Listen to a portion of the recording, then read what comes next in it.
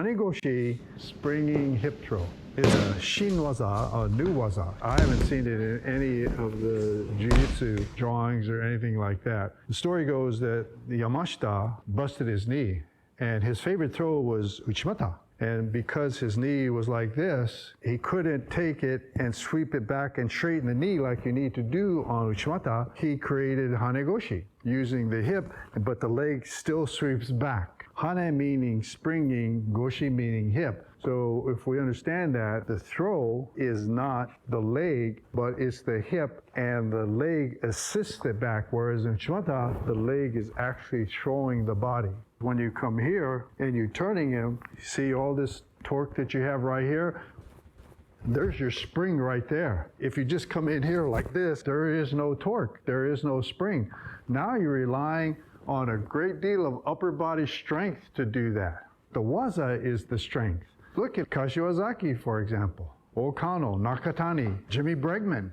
They don't have a lot of strength, but they have a lot of technique. That's what you want to go for. Every time you try to lift someone, you lose a bit of the technique and you replace it with trying to power it.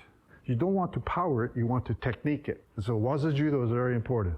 Turning your head helps turn your mind. Now the kuzushi is like wiping your nose this way here. Okay? Good. Comes right across the front of your nose. Tsuriten is like Tsurikomi Goshi. You're going to lift up, and then this forearm is going to turn the shoulder. What we want to do is we want to take this one shallow, and we want to take this one deep, like that.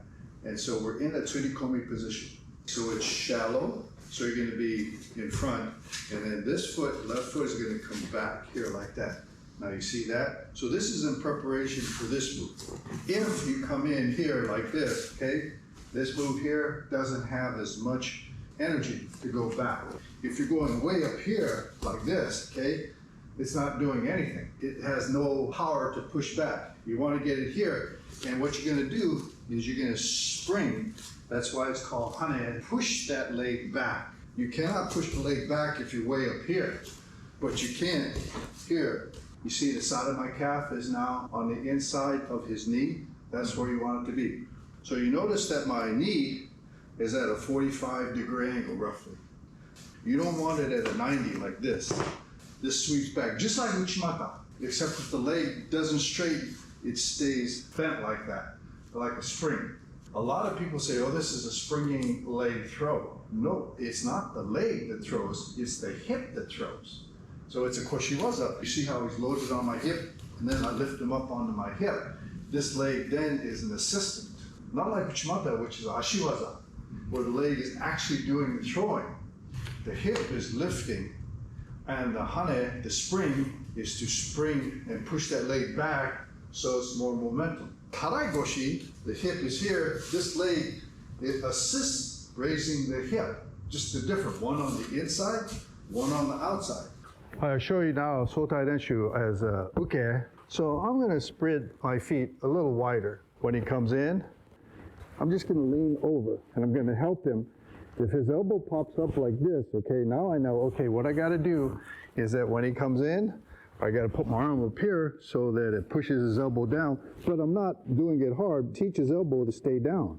If he does the kubinage grip, I'll come here and make sure by pushing that he keeps his elbow down.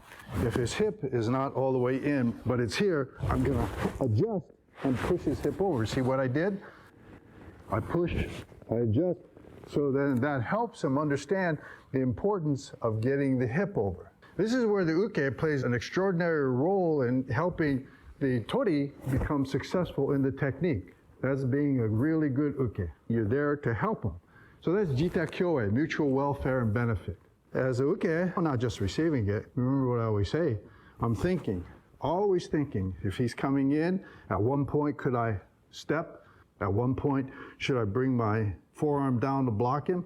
At what point should I do this?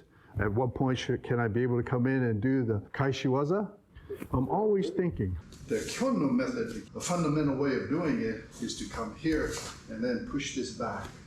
And then later on, you could do like Takada Sensei, my teacher for a long time in Japan and here. And he actually lived with us in Tucson for about 6 months. And he's known as Mr. Hanegoshi in the history of judo. He can do Hanegoshi 360 degrees. Takada Katsuyoshi, wonderful man. As he's moving this foot back to step, that's when you want to attack. Pow here, and then come in. You have to be fast to do that.